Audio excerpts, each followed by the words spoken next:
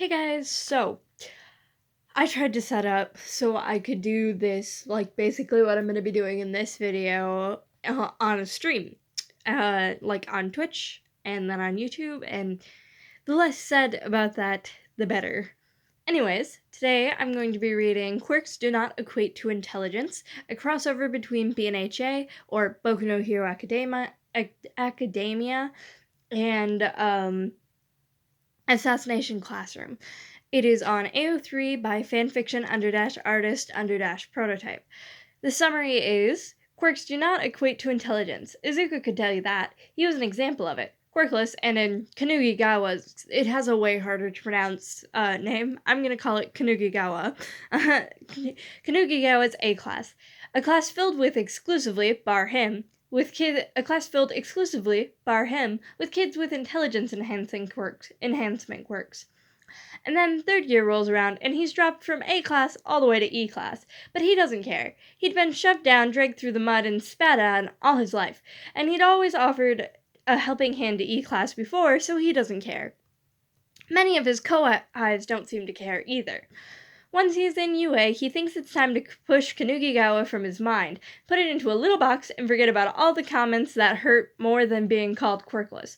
Forget about being called a delinquent, a savage, being accused of every bad thing because he and his classmates hadn't fit the right image. But then, of course, the universe drags him back to this shithole away from home. And he figures it can't get any worse until he spots the welcome wagon. Midoriya, it's lovely to see you. I thought you'd be too embarrassed to return. That's Midoriya Senpai to you, Asano. Chapter 1. In hindsight, thinking the stain incident was the worst the universe had to offer him, given his track record, was an oversight on his part. However, Izuku would like to state, for the record, he had, by all intents and purposes, attempted to forget Kanugigawa actually existed. The plan to fake amnesia and/or being senile if the topic ever arose. But that wasn't going to work with the current situation, because the universe wouldn't simply cause him to visit. Oh no, he was spending the rest of the goddamn shitty fucking year there.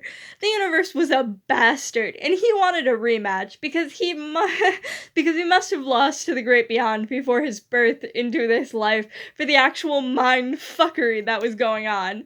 I love Izuku's internal monologue, much different from what you see in the anime, but I appreciate it.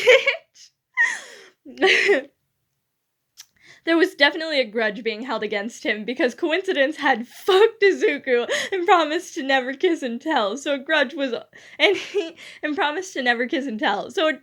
the only answer. Aizawa-sensei, if I may ask, why is the government allowing junior high students to be in charge of this project to begin with? Ida's question is so funny to him. He actually chuckles to himself a bit and disregards the concerned look Shiro suits his way. It's funny because why wouldn't the government let Kanugigawa do whatever the fuck they want? Midoriya, you seem to find this situation funny. Care to explain? Aizawa has one of his brows raised in an uncharacteristic display of emotion. That's how he knows his teacher is concerned. He probably thinks I'm finally having that mental breakdown. Sorry, Sensei. He rubs the back of his neck. I zoned out and remembered something. His teacher doesn't believe him, but boo-hoo! The conversation continues, explanations are given, and then the kicker. They're helping kill someone. They really want to sell threes to Liquid moniker, don't they? He doesn't mind. It just means he can be a bit looser when he gets back to the hellhole that was his junior high. After all, his co-highs and old teachers will know him as a 3A student who fell from grace and became a 3E student.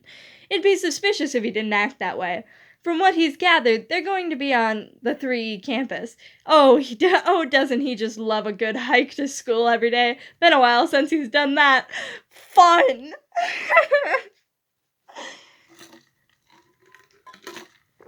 So, I've actually read this book before. I recognize it. But I forgot how funny it is. Or maybe I didn't find it this funny last night. Maybe it's because it's 4 a.m., excuse me. Maybe because it's 4 a.m. and I just spent an hour trying to set up a Twitch stream. But it's funny. they, for some reason or another, take a coach to Tokyo instead of a train. He won't question it, though, or at least he won't until he checks his watch and happens to spot the street they're turning onto.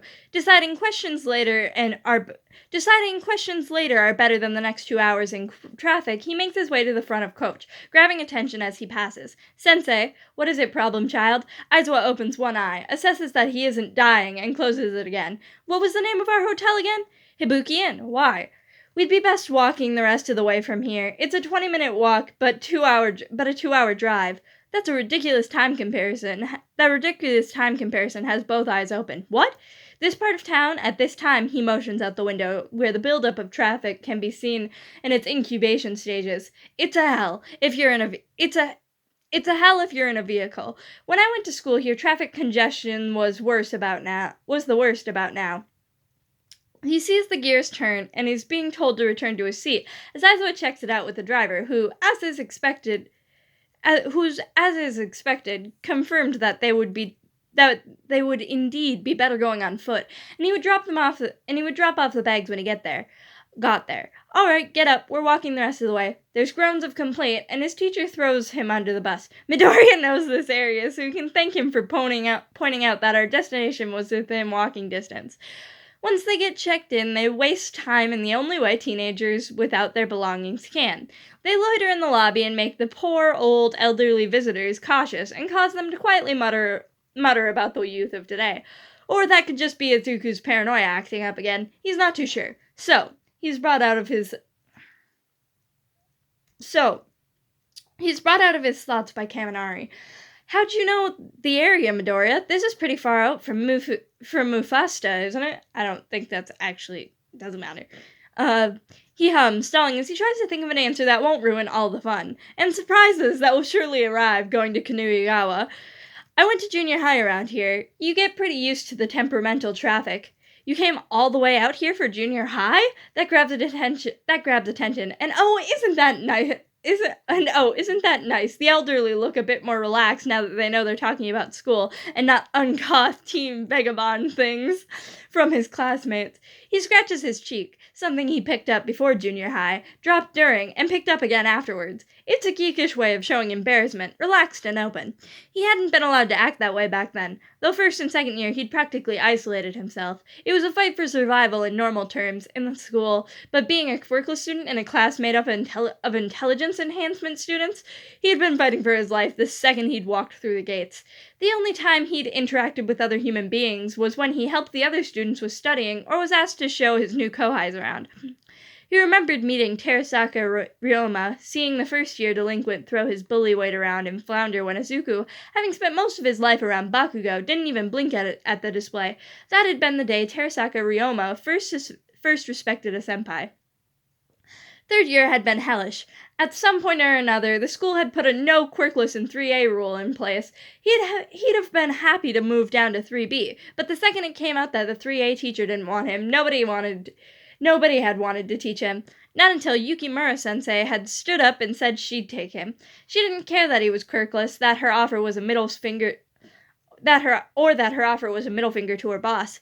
Yukimura-sensei was an angel, and someone Izuku aspired to be like when he became a hero. A kind shoulder to cry on, an understanding present to take comfort in. Someone you could rely on, and knew wouldn't be swayed by the views of others. She was to him what All Might had once been. He realized, being in her class, that All Might wasn't some godly being that was perfect, and his type of heroism wasn't all you could rely on, but kindness and perseverance even when everybody is against you. That was what mattered, and made a person a hero. He had originally wondered why his previous sensei had been alright with the assassination taking place in her classroom. He'd learned that weekend that she'd died near the start of the school year in a tragic accident at a part-time research job. That probably hit him the hardest. The next day, they got up bright and early, not early enough, however, to catch 3E, before they were roped into a basketball tournament. Izuku felt pumped seeing the event again. He'd loved it in previous years when he and his classmates had been even when he and his classmates had been the laughing stock of the exhibition match, he had just been glad to play alongside his classmates. All the All joy left when the welcome wagon arrived, because of course, the welcome wagon had to be Asano Gakushu, a grubby little bitchy ingrate like his father, who had a foot shoved so far up his backside, or who had a foot shoved up his backside from the day he crawled out of the womb. Because Asano was the kind of jackass, natural genius, who would be capable of crawling out of the womb. The boy had the gall to smile at them, eyes a mere imitation of the bloodlust his father radiated, and that smile only grew as Izuku headed the group, having revealed that Kanugigawa was his old school. "Midoriya, it's lovely to see you. I thought you'd be too embarrassed to ever return." He can practically feel the sudden drop in mood at the youngest's words. In UA, he'd normally stutter, apologize, and try to promote himself instead of being walked over. But that's an Izuku who can afford that. So instead, he levels a glare, one he's proud to say causes a slight flinch from his kohai, at Asano, and makes no attempt to hide the venom from his tone. "That's Midoriya-senpai to you, Asano." Yay, chapter 1! Ooh, sweet, we can record another chapter, or maybe 2, before we actually have to, take a long break and wait for YouTube to upload them. Anyways, I will see you guys in a second. Bye!